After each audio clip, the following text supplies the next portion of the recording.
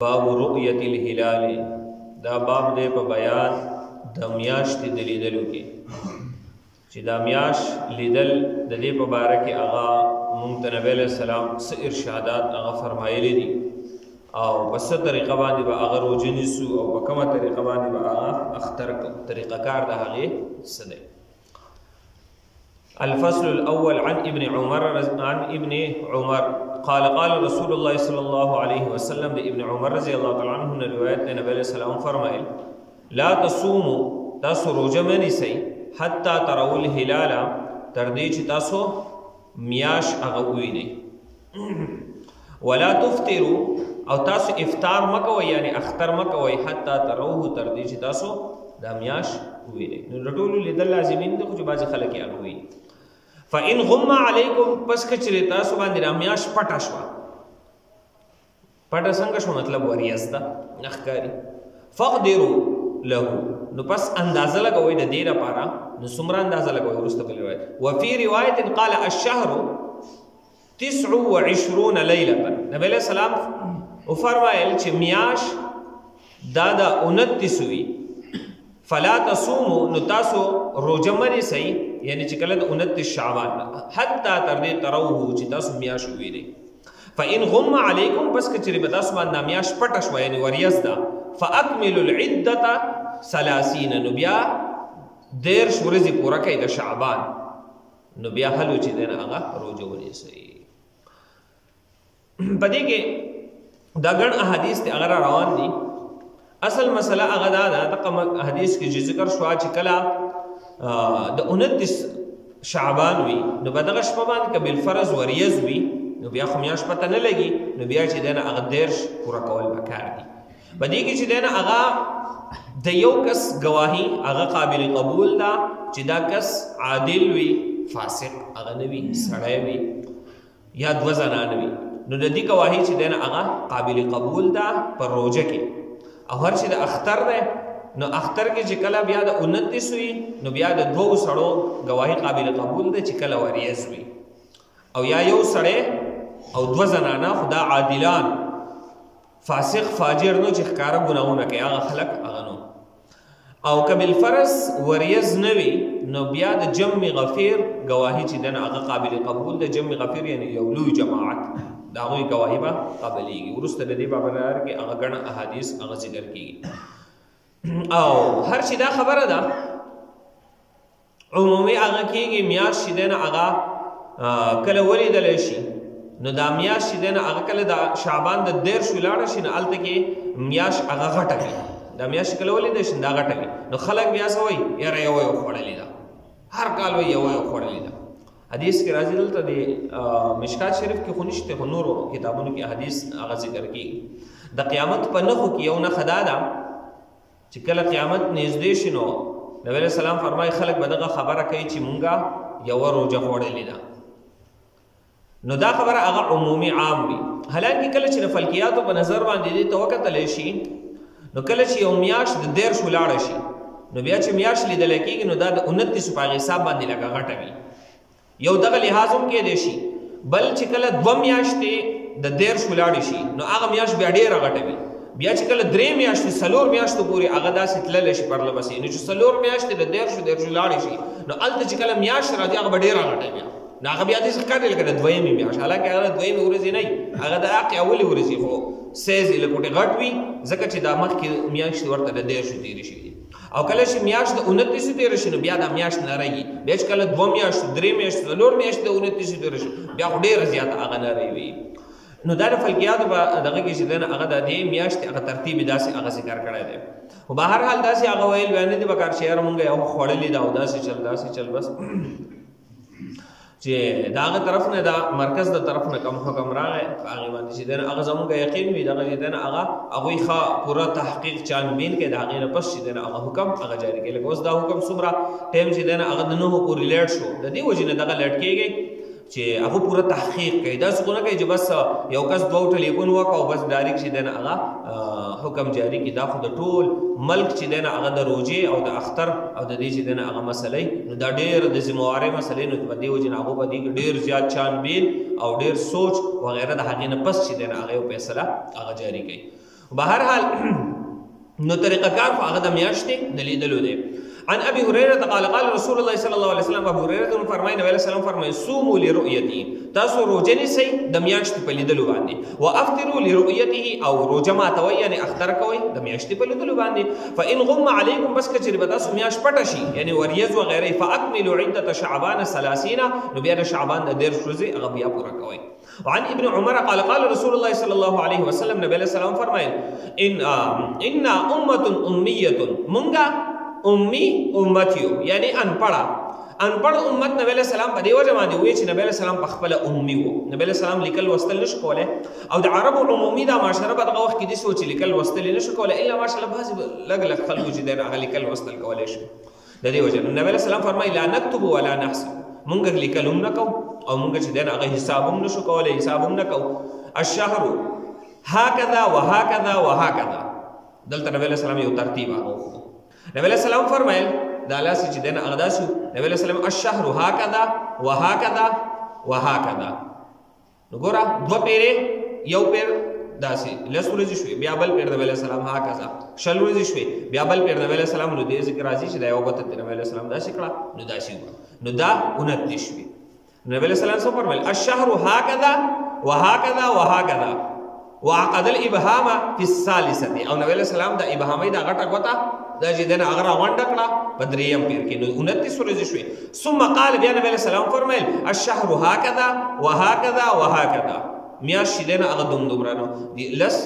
او لس نو 10 ورځې نو نبی علیہ السلام فرمایل چې میاشت 29 او یا نبی علیہ السلام فرمایل چې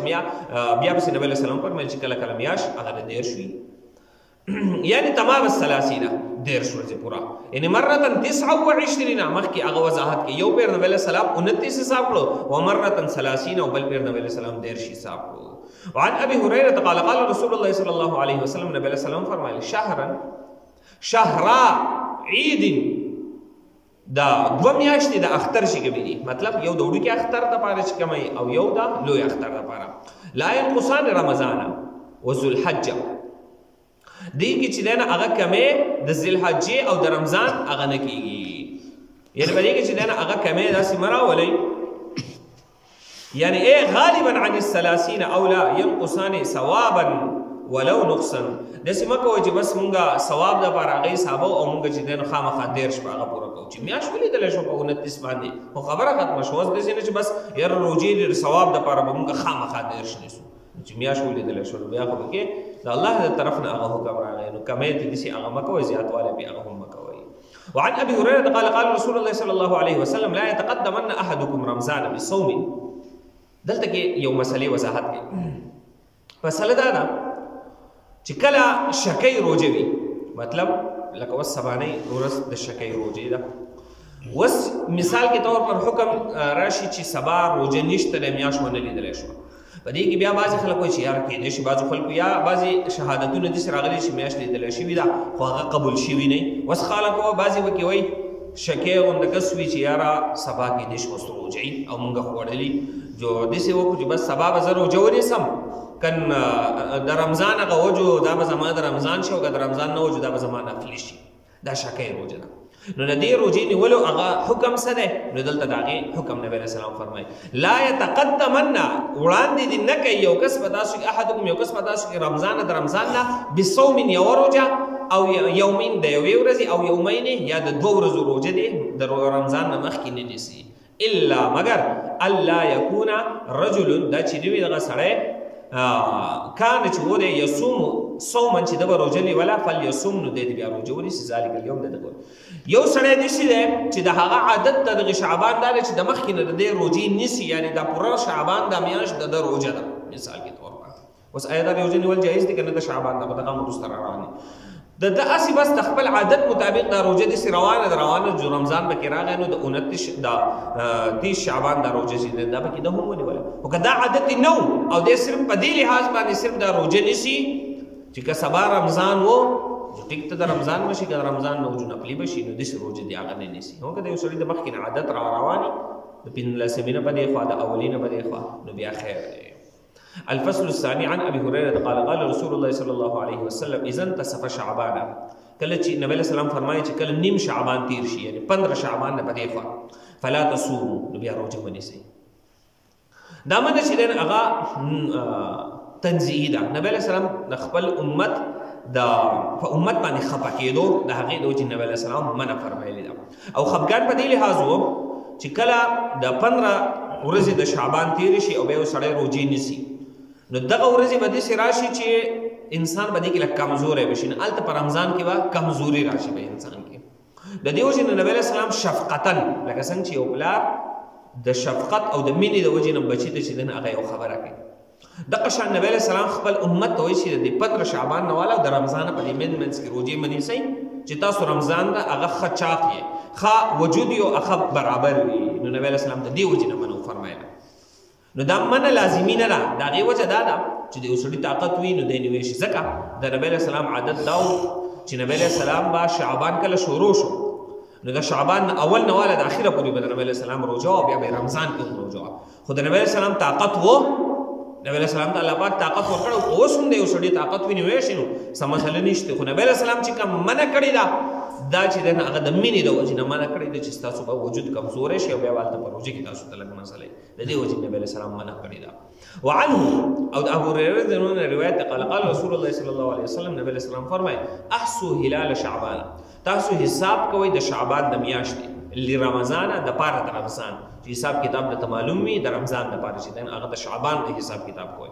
د میاشتې. وعن ام سلمة رضی الله تعالی عنها فرمایي قالت ما رايت النبي صلی الله علیه وسلم يصوم شهرين ما نبی علیہ السلام چرته هم نه لیدل چې 2 میاشتې پرله پسې متتابعین پرله پسې روزې نیولي الا مگر شعبان او رمضان د شعبان او د رمضان د روزې به نبی علیہ السلام پرله پسې نیولي. یعنې د شعبان د اول تاریخ نه به شروع وکړه او د رمضان د اخر تاریخ پورې دا 2 میاشتې به نبی علیہ السلام روزې نیولې. نور داسې نبی علیہ السلام په 2 میاشتو پرله پسې روزو نه دی نیولې. د نبی علیہ السلام بیبي ام سلمة رضی الله تعالی عنها فرمایي نو ګوره دلته نبی علیہ السلام په خپل نیولې د خو امت یې منع کړی د شفقت د وجې نه د مینې د وجې نه نبی علیہ السلام په خپله طاقت کېدو نو که اوس هم د چا طاقت کېږي نو نیولی شي. وعن عمار بن یاسر قال من صام اليوم عمار بن یاسر رضی الله تعالی عنه فرمایي قال نبی علیہ السلام فرمایل من صام اليوم الذي يشك فيه چا چې د شک دا روزه ونیوله د شکۍ ورځ ده فقد عصى ابا القاسم نو د نافرماني وکړه. د عمار بن یاسر فرمایي چې چا د شکۍ روزه ونیوله د نبی علیہ السلام یعنی ابو القاسم د نبی علیہ السلام کنیت و کنیت دی ته ویل شي چې د بچي په نوم باندې چاته आवाज کېږي لکه د یو کس د بچي نه چې دی هغه زید نوم دی او هغه ته خلک ابو زید وایي د زید پلار. نو نبی علیہ السلام د زوی نه چې دی هغه قاسم نوم و د دې وجې نه ورته ابو القاسم ویلی شي. نو فقد عصى ابو القاسم صلی الله علیه وسلم نو چا چې شکۍ روزه ونیوله د نبی علیہ السلام نافرماني وکړه ځکه نبی علیہ السلام د دې نه منع فرمایلي ده او دی نیسي. وعن ابن عباس قال جاء عربي الى النبي صلى الله عليه وسلم یو باندې راغی